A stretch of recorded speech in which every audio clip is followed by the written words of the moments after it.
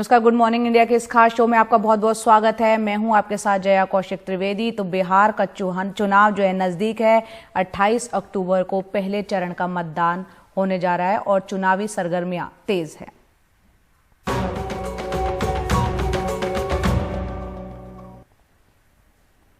बिहार चुनाव में पीएम मोदी आज से रैलियों की शुरुआत कर रहे हैं। पीएम मोदी आज 3 सभाओं को संबोधित करेंगे। बताया जा रहा है कि सीएम नीतीश कुमार रोहतास जिले की डेहरी ऑन सोन और भागलपुर की रैली में पीएम मोदी के साथ मौजूद रहेंगे।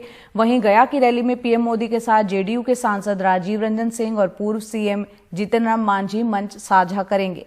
तेजस्वी यादव की रैलियों में जिस तरह भारी भीड़ देखी जा रही है, उसकी तुलना आज प्रधानमंत्री जो रैलियां करने जा रहे हैं जाहिर सी तौर पर है। जिस तरह से मुद्दा बना है तेजस्वी की रैलियां, उसकी भीड़, तो तुलना तो होगी ही।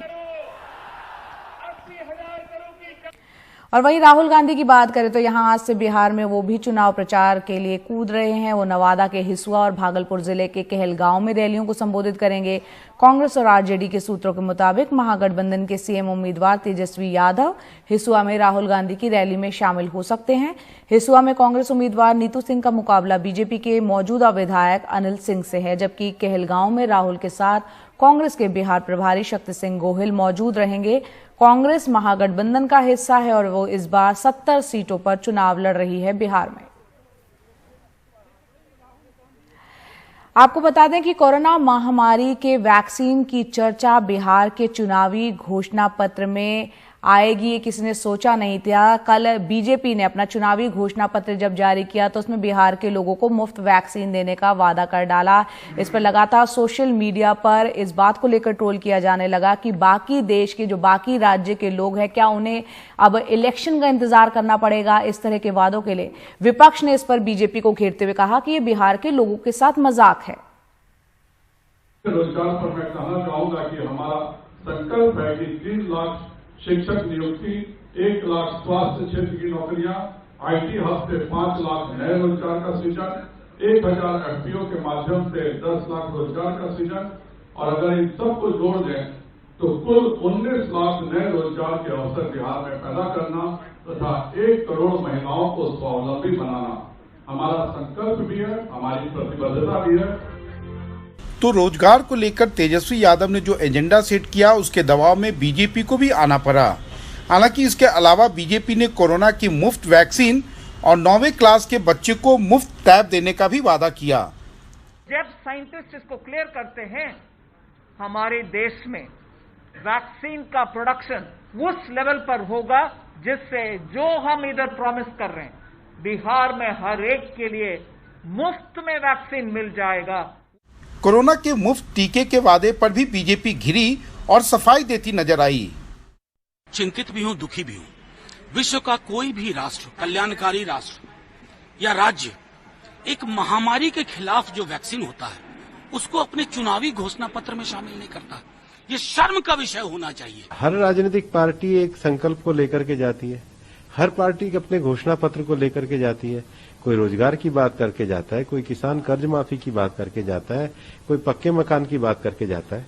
अगर हम पब्लिक पॉलिसी के इश्यू पे, पब्लिक हेल्थ के विषय पे गए हैं तो पब्लिक हेल्थ से विपक्ष के दलों की क्या नाराजगी है, मुझे समझ में नहीं आ रहा है। उधर तेजस्वी यादव ने कुछ ही घंटे में बीजेपी को फिर से रोजगार के सवाल पर घेर लिया। भाजपा वाला सब फंस गया तो आप क्या कर रहे हैं? भाजपा वाला कल तक कहता था कि असंभव है 10 लाख देना, आज भाजपा वाला कह रहा है कि हम आएंगे तो 19 लाख रोजगार देंगे। अरे किसको बेवकूफ बना रहे हैं? कल तक कह रहे थे पैसा कहाँ है बिहार सरकार के पास, और आज कह रहे हो कि 19 लाख रोजगार देंगे। अरे हमको झूठा वादा करना था तो हम भी बोलते नहीं 1 करोड़ रोजगार देंगे। तो 2 करोड़ नौकरियां कहां गई जो मोदी जी देने वाले थे हर साल? तो 6 साल में 12 करोड़ हो जाती। हम तो 28 राज्यों में बिहार सबसे बड़ा प्रदेशों में से है, उत्तर प्रदेश वगैरह के बाद। तो उन 12 करोड़ में से ही 2-4 करोड़ तो आती, जैसा नीतीश बाबू ने भी पूछा था। अब ना पूछे, मजबूरी में बेड़ियों में बंधे हैं, पर कम से कम पहले 12 करोड़ नौकरियों का हिसाब दे दीजिए। और 15 साल में क्या किया भैया, उसका हिसाब भी दे दीजिए। लेकिन माना जा रहा है कि नौकरियों पर नीतीश कुमार से बिना विचार विमर्श के बीजेपी ने ये घोषणा कर दी है। ये पहली बार है कि बिहार के चुनाव में विपक्ष ने 10 लाख लोगों को रोजगार देने का मुद्दा हो या प्रवासी श्रमिक जो लौट कर आए हैं उनकी बदहाली, इसे चुनाव में मुख्य मुद्दा बनाया है। और अब एनडीए इस दोनों मुद्दों पर बचाव की मुद्रा में है। लेकिन देखना यह है कि आखिरकार चुनाव में वोटिंग के समय लोग अपने जातिगत आधार पर वोट डालते हैं या इन मुद्दों पर। जहानाबाद से कैमरामैन हबीब अली के साथ मनीष कुमार, एनडीटीवी इंडिया के लिए। बिहार के मुख्यमंत्री नीतीश कुमार ने कल समस्तीपुर की हसनपुर सीट पर रैली की और आरजेडी में परिवारवाद पर निशाना साधा। इसी सीट से लालू प्रसाद यादव के बड़े बेटे तेज प्रताप चुनाव लड़ रहे हैं। नीतीश ने कहा कि हमारे लिए पूरा बिहार एक परिवार है, जबकि कुछ लोगों के लिए बेटा बेटी ही पूरा बिहार है। और जब आप लोगों ने यहां मौका दिया है तो यहां जो काम करने की कोशिश हम लोगों ने किया। गुरुवार शाम आयकर विभाग के अधिकारियों ने पटना में कांग्रेस मुख्यालय सदाकत आश्रम में छापेमारी की। कांग्रेस मुख्यालय के बाहर एक गाड़ी में 8 लाख रुपए मिले। ये छापेमारी जिसमें की गई उसमें रुपए मिले। हालांकि मुख्यालय में मौजूद कांग्रेस नेताओं का कहना है कि उन्हें नहीं मालूम कि ये गाड़ी है किसकी और इसमें रखे पैसे हैं किसके। बिहार के जमुई जिले की पूरी अर्थव्यवस्था बीड़ी के कारोबार पर टिकी है, लेकिन पहले नोटबंदी, फिर जीएसटी और अब लॉकडाउन के चलते इस पूरे उद्योग की कमर टूट गई और इस उद्योग से जुड़े 10 लाख लोग भुखमरी की दहलीज पर पहुंच गए हैं। हालत यह है कि 1000 बीड़ी बनाने के बाद मजदूरी के तौर पर 85 रुपए मिल रहे हैं और सरकार 60 रुपए टैक्स ले रही है। जमुई से बीड़ी मजदूरों की हालत पर आइए देखते हैं हमारे सहयोगी रविश रंजन शुक्ला की ये ग्राउंड रिपोर्ट।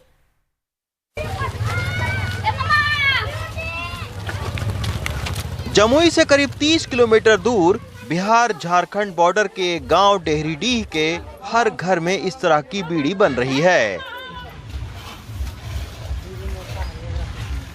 70 साल के राम शाह दिन भर काम करने के बाद केवल 5 रुपए की बीड़ी बना पाए हैं। तो इतना दिन भर में बनाए कितना पैसा मिलेगा इसका? वही 5 टका मिलेगा। हैं? 5 टका।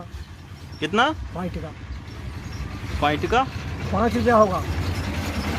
दिन भर में आज 5 रुपए की भी बीड़ी केवल बनाए होगा। गांव में जब हम आगे बढ़े तो डमरू पासवान अपने पूरे परिवार के साथ बीड़ी बनाते मिले। 2 दिन लगते हैं 1000 बीड़ी बनाने में और इनको पैसा कितना मिलता है? 85 रुपए। यही वजह है कि सालों साल से लोग बीड़ी बनाने के काम में लगे हुए हैं, लेकिन इनकी आर्थिक दशा आज तक नहीं सुधरी है और ना ही सरकारों ने इन बीड़ी मजदूर और उससे जुड़े हुए परिवारों पर कभी ध्यान दिया। 11 लोगों के परिवार की रोजी रोटी मजदूरी और बीड़ी बनाने पर ही टिकी है। चाची ये बताइए, आपके हाथ वाथ उंगली भी आपकी टेढ़ी हो गई है। कितने सालों से आप बना रही हैं बीड़ी? 25 साल से। घर से कर्जा ऋण करके बाल बच्चा ढाल लगे, ढाले पैसा नहीं मिले तो सरकार के की वोटा दिए, की करबे वोट देके। बीड़ी बनाने के चलते कई लोगों के हाथ और कमर में टेढ़ापन और आंखों की रोशनी कम हो जाती है। लेकिन जमुई से बीड़ी मजदूरों के कल्याण के नाम पर 100 करोड़ रुपए का टैक्स वसूल चुकी सरकार ने एक अस्पताल तक इनके लिए नहीं बनवाए हैं। कमर धर लेता है, आंख का रोशनी चल जाता है, सर दर्द करने लगता है इसको बनाते बनाते। यही सब दिक्कत कहते हैं। यार क्या दिक्कत है? कष्ट बहुत ज़्यादा इसमें है, मेहनत बहुत ज़्यादा है लेकिन पैसा नहीं है। बीड़ी कार्ड बनवाने जाते हैं तो वहाँ कहता है इतना पैसा लगेगा तो कार्ड बनेगा, उतना पैसा 500 या 1000 रुपया जमा करते हैं, उसके बाद भी हमको कार्ड नहीं मिलता है। यादव कहते हैं कि मेरे पिता माननीय लालू प्रसाद यादव जी ने खुद बिहार के पूर्व श्रम मंत्री इस मामले में नाकाम रहने के कारण गिना रहे हैं। इंटरव्यू में 210 रुपया करके हम इन लोगों के बीड़ी वालों को प्रत्येक 1000 पर बढ़ाए। अभी तो 85 रुपया सिर्फ है। मात्र देता है 85, वह बीच के लोग खाते हैं। जमुई की पूरी अर्थव्यवस्था बीड़ी उद्योग से चल रही है।